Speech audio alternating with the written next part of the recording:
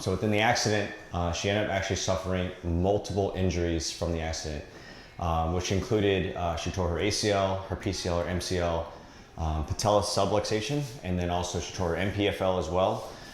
She also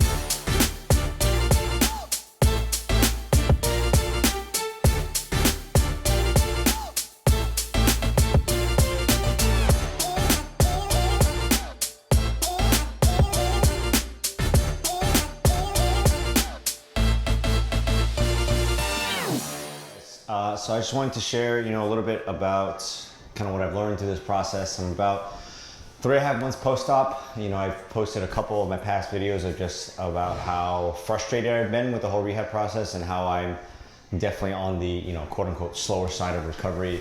Going to see my doctor for the follow-up and everything like that, and still just kind of slowly chugging along through the rehab process. This past week, I actually did a evaluation on a 40-year-old woman that came in to see me.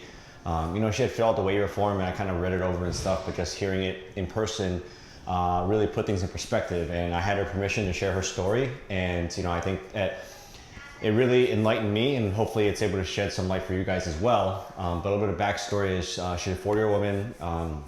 She has 3 young kids, I think like middle school age. She was riding a motorcycle. I think it was just her and a friend riding a motorcycle. And then she turned around to see where her friend was and then kind of mistimed where a upcoming turn was, so she lost control. So within the accident, she ended up actually suffering multiple injuries from the accident, which included she tore her ACL, her PCL or MCL, patella subluxation, and then also she tore her MPFL as well. She also I believe that she dislocated her knee. I saw the x-ray. Normally the femur and the tibia sit on top of each other. It was like that on the x-ray. On top of that, she also fractured her pelvis. And on top of that, she actually completely damaged her femoral nerve from the impact of the injury.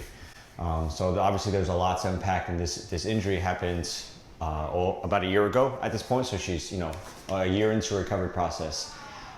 So, just kind of unraveling and talking through some of what she's been through the past year. At this point, she's realistic with her goals. She just wants to get back to kind of a normal life and be able to, get in the gym, be active, play with her kids safely and things like that. And the crazy part about her story is the fact that all the ligaments in her knee were not operated on. They did operate on her hip, put some pins in it and kind of stabilize that, and that's all healed.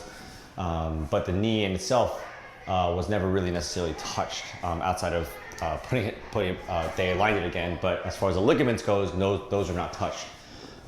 She actually later on had an MRI about 4 or 5 months ago, and all of the ligaments are actually scarred down. And just to backtrack a little bit before that, because of the damage to her femoral nerve, she obviously could not really activate her quads, right? You need that to activate your quads. And then she actually had a nerve transplant, which I've actually never even seen before. And they actually basically took her obturator nerve and tried to innervate the quads to try and promote some activation, to actually get the muscles to actually kind of rebuild again, because at this point she literally cannot even fire her quads. And long story short, the reason why I felt like I was so compelled by her stories, because she came in and she was smiling, she was happy, and yeah, I'm not saying that she doesn't have her frustrations and everything like that, but she came in and she was just like, what do I need to do in order to get better? She has another therapist that she worked with. She kind of came in to see me just to because she's seen some of the stuff that I posted and wanted to get my opinion on where she was at, and maybe give her certain things that maybe she wasn't doing already. And I think the reason why it was so enlightening, because she was still so upbeat about the progress ahead. And for me, coming on to 2-3 weeks ago, I was not in a great place mentally. I was very frustrated.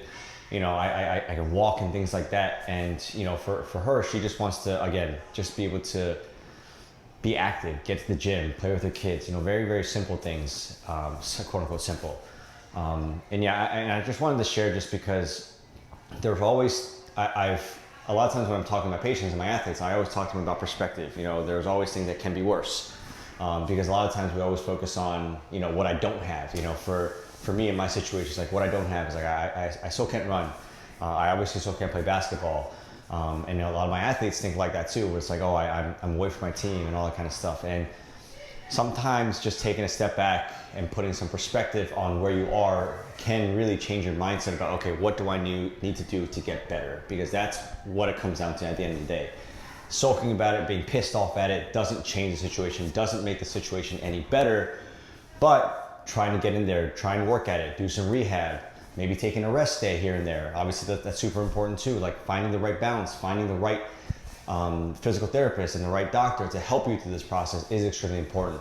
And again, I think just taking a step back and just looking at the big picture of certain things. And for me, it's just this woman who told me her story really was just very enlightening. And I just felt like it was worth sharing just because of what she's going through. And she still has a, very, very long road to recovery. I try to give her some things, I hooked her up to the stim that I do for my quads to try and wake my quads up after surgery. I turned the unit all the way up to 70. She couldn't feel anything because she has no sensation on her quads. So we're just trying to get even some sort of trace contraction of her quads is what we're searching for at this point, and slowly building up. I just really appreciated her overall mindset. And again, that was obviously a very small glimpse because I only saw her for an hour, and I'm sure she's had many tears and frustrations and things like that.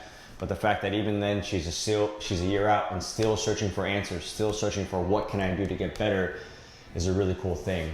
So for those of you who are frustrated in your rehab process and you're not happy with who's taking care of you, go find someone who will take care of you. Go find someone who will advocate for you, who will fight for you, who will help you get to where you need to get to. And that's exactly what this woman is doing, even a year after her injury. So I know this was kind of a random video, I guess, but hopefully you guys gain a little bit from it. Hopefully this offers you a little bit more perspective for those of you who are frustrated with your rehab process like I have been, but it does get better. And for me personally, being 3.5 months out, this past week honestly has gotten a little better than where I was 3 weeks ago.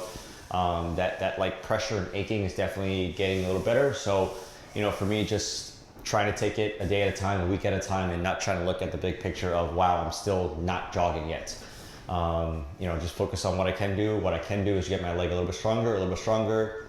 Hopefully in 3 weeks or so, I can start slowly incorporate jogging, but that comes down to how my knee responds to the rehab process. So again, I appreciate all of you guys who watch these videos, and hopefully this video was a little bit helpful to you guys. Please feel free to like and subscribe. Thank you guys. Thank you for watching today's video. Please feel free to like and subscribe and share it on your social media platforms. If you're interested, I have started an ACL Mastermind group, which is a growing library of content centered around ACL Rehab. It has exercises ranging from immediate post-op to late-stage sports-specific movements and everything in between. It's a growing library and currently holds over 250 videos. There's content centered around assessments, movement breakdowns, exercise breakdowns, case studies, and a whole lot more. You also gain access to a private forum where you can engage with like-minded people, ask questions, share research articles, and share resources. If you're interested, please feel free to click the link below. Thank you for watching.